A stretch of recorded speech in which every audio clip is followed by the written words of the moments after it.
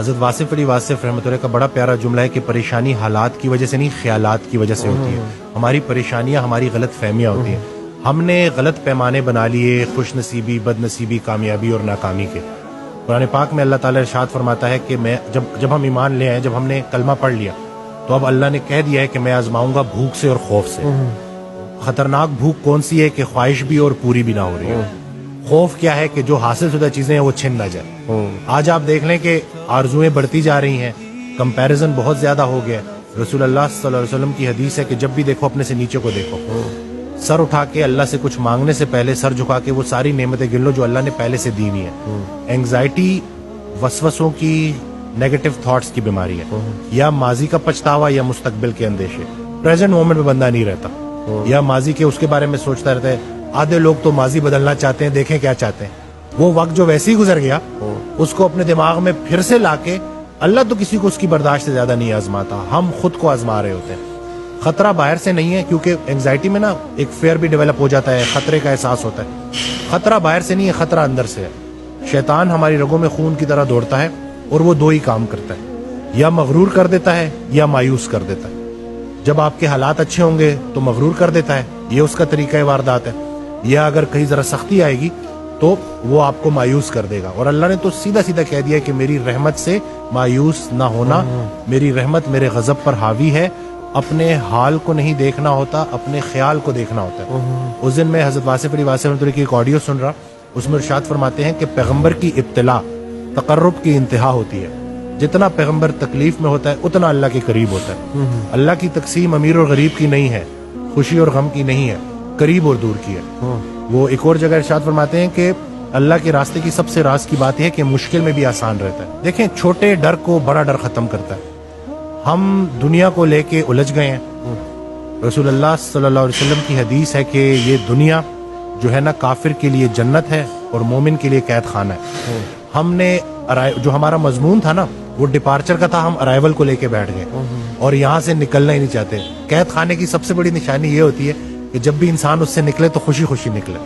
تو فضل یہ نہیں ہے کہ انسان موت سے بچ جائے, فضل یہ کہ موت آسان ہو جائے. جو زندگی اللہ نے رکھی ہے آسانی کے ساتھ, اللہ کی ذکر کے ساتھ, رسول اللہ صلی اللہ علیہ وسلم کی محبت کے ساتھ اور انسان کی خدمت کے ساتھ گزرے. یہ جو ہم آرٹیفیشل ہو گئے نا, مصنوعی ہو گئے, کہ جیسے ابھی آپ نے بڑی پیاری بات کی کہ آدھا مسئلہ تو سننے سے حل ہو جاتا ہے. ہم سفر ہم خیال ہو جائے تو منزل آسان ہو جاتی. اکثر آپ ہاسٹل لائف سے مجھے یاد آتا ہے کہ آپ لیٹے ہوئے ہو اور آپ نے کوئی ضروری جو ہے چیزیں لینے جانا ہے, اور آپ کہتے ہو کہ دوست کو کہتے ہو کہ یار میں نے بازار تک جانا ہے لیکن بڑا تھکا ہوں, اور وہ ایک دم سے کہتے کہ چل یار میں بھی تیرے ساتھ چلتا ہوں. وہ بس اتنا کہہ دینا کہ چل یار میں بھی تیرے ساتھ چلتا ہوں, تو پتہ نہیں کہاں سے ہمت آ جاتی ہے. تو ہم انسان جو ہے نا انسانوں کے لیے بنے ہیں, انسانوں کی خدمت کے لیے بنے ہیں. ہم مطلب لوگوں نے کیا کیا ہے, لوگوں نے انسانوں کو رد کر کے ان مشینوں کا سہارا لیا. جم کو میں اسی لیے بھی ریکمینڈ کرتا ہوں کہ جم میں ایک سوشل سپورٹ بن جاتی ہے, ایک جم کا اپنا انوائرمنٹ ہوتا ہے, آپ ریگولر بیسس پہ آ رہے ہوتے ہو, سلام دعا بھی لوگوں سے ہو رہی ہوتی ہے, مرر میں آپ کو جو ہے ریزلٹس بھی نظر آ رہے ہوتے ہیں. تو یہ اس وجہ سے نا وہ ایک سپورٹ مل جاتا ہے ان اینگزائٹی ڈپریشن کے پیشنٹس کو, کہ جو گھر میں ایک جگہ ایک کونے میں بیٹھے ہوئے ہیں, اور اب وہ جو تنہائی ہے نا وہ ان کے لیے سب سے خطرناک ثابت ہو رہی ہے, کیونکہ اب جو ایک فارغ بندہ ہے وہ جو ہے شیطان کے پورے کنٹرول میں ہوتا ہے, اور وہ پھر ان تھاٹس سے نکل نہیں پاتا. سب سے بڑی ایڈکشن جو ہے نا وہ نیگیٹو تھاٹس کی ہے.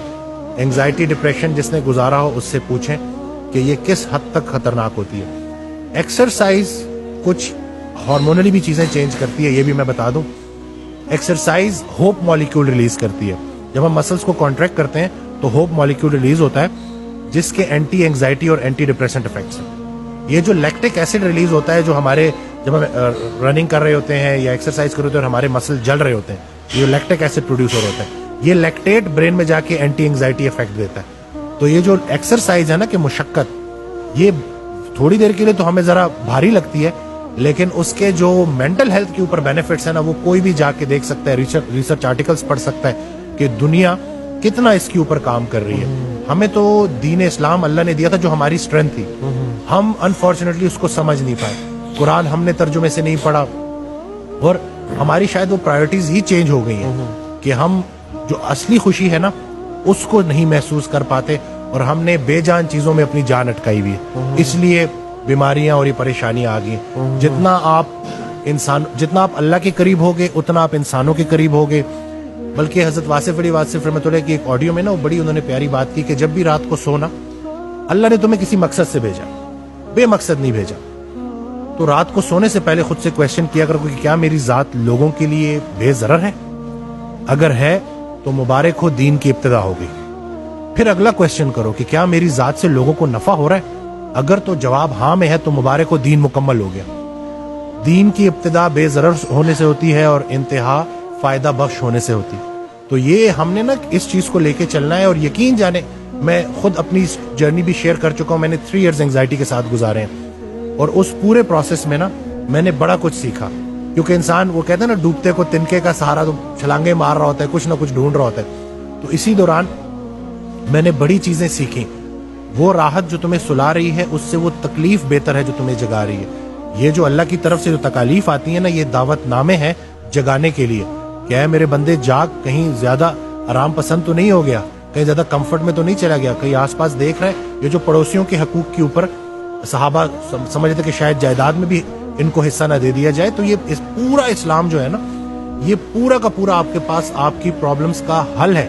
لیکن ہم اس اسلام کو سمجھے نہیں ہیں. اکثر آج کل یہ سو کالڈ ذرا یہ جو کچھ لوگ ہیں وہ کہتے ہیں کہ کیسے آپ ایک بیماری کو اسلام سے ریلیٹ کر رہے ہیں. کیا اسلام آپ کو کمپیشنیٹ ہونا نہیں سکھاتا؟ کیا اسلام آپ کو ایمپتھی نہیں سکھاتا؟ کیا اسلام آپ کو ایکسرسائز کرنا نہیں سکھاتا؟ کیا اسلام آپ کو روزہ رکھنا نہیں سکھاتا؟ کیا اسلام آپ کو جس نے اپنے آپ کو پہچان لیا اس نے اپنے رب کو پہچان لیا. پہلے اپنی خدمت کرنی ہے پھر دوسروں کی کرنی ہے. تو یعنی کہ خود سے غافل والے جو مطلب قوی مومن بہتر ہے اللہ کی نظروں میں ضعیف مومن سے. یعنی کہ اللہ کو بھی وہ مسلمان پسند ہے جو پہلے اپنی خدمت کرتا ہے, جس نے اپنے آپ کو اس قابل کر دیا. تو انہی چیزوں کو اگر ہم سمجھیں گے نا تو ہم کوئی اسلام کو معاذ اللہ کوئی ایسا نہیں سمجھ رہے کہ جیسے ہم بیماری سے نظر ہٹا رہے ہیں. ہم یہ کہہ رہے ہیں کہ اگر ہم اسلام کو پراپر سمجھ جائے تو بنانے والے نے ہی ہمیں اسلام دیا ہے نا, تو اس نے پورا مکمل ایک ترتیب ہمیں بنا کے دی ہے. بس ذرا سا ہم اس کے اوپر عمل کرنا شروع کریں گے تو انشاءاللہ ہماری زندگیوں میں آسانی ہے. واصف علی واصف رحمۃ اللہ سے ایک شخص نے پوچھا کہ مجھے کیسے پتا چلے گا کہ اللہ مجھ سے کتنا راضی ہے؟ انہوں نے جواب دیا کہ جتنا تم اللہ سے راضی ہو اتنا اللہ تم سے راضی ہے. خود سے پوچھو کہ کہیں تم نے اللہ سے گلے تو نہیں شروع کر دیے؟ پہلے تھوڑے انعام ہوئے ہیں اللہ کے آپ کے اوپر. ہمارا سب سے بڑا مسئلہ یہ ہے کہ ہم کمپیریزن کر رہے ہیں. Comparison is a colour of joy. ہم جب تک کمپیریزن نہیں چھوڑیں گے ہم نے موجود ہمیں پہ راضی رہنا. بلکہ نفس مطمئنہ کے متعلق ان سے کویشچن ہوا نا کہ یہ کیسے اچیو کی جا سکتی ہے, یہ ہے کیا؟ تو انہوں نے ایگزامپل دی کہ مثال کے طور پہ اللہ تعالیٰ آپ کو 2 دن کے لیے آپ کی زندگی کا کنٹرول دے اور 2 دن بعد وہ کنٹرول واپس لے اور آپ سے پوچھے کہ کیا کیا بدلا, اور آپ بولو کہ یا اللہ آپ سے بہتر میری زندگی کون چلا سکتا ہے, جوں کی تو واپس لوٹا دی. تو یہ نفس مطمئنہ ہے. اور یہ اگر ہم سمجھ جائے نا کہ اللہ تعالیٰ ہمیں جس مشکل سے گزار رہا ہے, نہیں آتی کوئی پریشانی اس وقت تک جب تک وہ بڑی پریشانی کو ٹالنے نہ آئی ہو. ایمان وسوسے کی نفی کرتا ہے. جتنا اے ایمان والوں مزید ایمان لے کے آؤ. یہ کیوں ہے؟ کیونکہ جب تک یہ لائف ہے نا ٹرائلز آتے رہیں گے, مشکلات آتی رہیں گی, آسانی آتی رہے گی. جس نے اندھیرا نہیں دیکھا وہ روشنی کو کیسے دیکھ پائے گا؟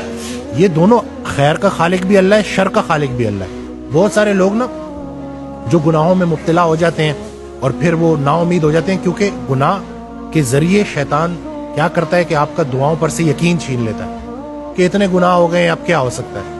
حالانکہ اللہ تعالیٰ قرآن میں آپ کو بالکل ڈیفرنٹ بات بتا رہا ہے. وہ تو یہ تک کہہ رہا ہے کہ میں چاہوں تو تمہاری برائیوں کو نیکیوں میں کنورٹ کر دوں. تو تمہیں کس چیز نے جو ہے پریشان کیا ہوا ہے؟ خیال درست ہو جائے نا, منظر خیال بدل جائے تو منظر بدل جاتا ہے. لیکن لوگوں کا بیٹھنا, لوگوں میں اپنی سنگت کو دیکھنا کہ آپ کن لوگوں میں بیٹھ رہے ہو, کوئی ایک انسان اللہ کے حوالے سے منتخب کر لو اور اس کی بات ماننا شروع کر دو. میں تو یہی سمجھا. بلکہ وہ اکثر کہا کرتے تھے کہ جو صرف اللہ کو مانتا ہے نا اور انسانوں کو نہیں مانتا وہ شیطان بھی تھا. جب اللہ نے کہا کہ سجدہ کر, نے کہا میں نہیں کرتا, میں صرف آپ کو مانتا ہوں. ٹھیک ہے, تو راندہ درگاہ ہو گیا. تو یہ چیز سمجھنی ہے کہ آپ کی لائف میں دین کے اعتبار سے کوئی استاد ہے کہ نہیں ہے, جو آپ کا کام ہے اس سے ریلیٹڈ کوئی استاد ہے کہ نہیں ہے. یہ جو بے استاد لوگ ہیں نا, ڈاکٹر گوگل شریف نے جو ہے یہ بڑا کام خراب کیا ہے کہ اب لوگ گھر بیٹھے خود سے ڈاکٹر بن رہے ہیں. ایک چیز جو گوگل آپ کو نہیں دے سکتا وہ ہے ایکسپیرینس, وہ ہے تجربہ.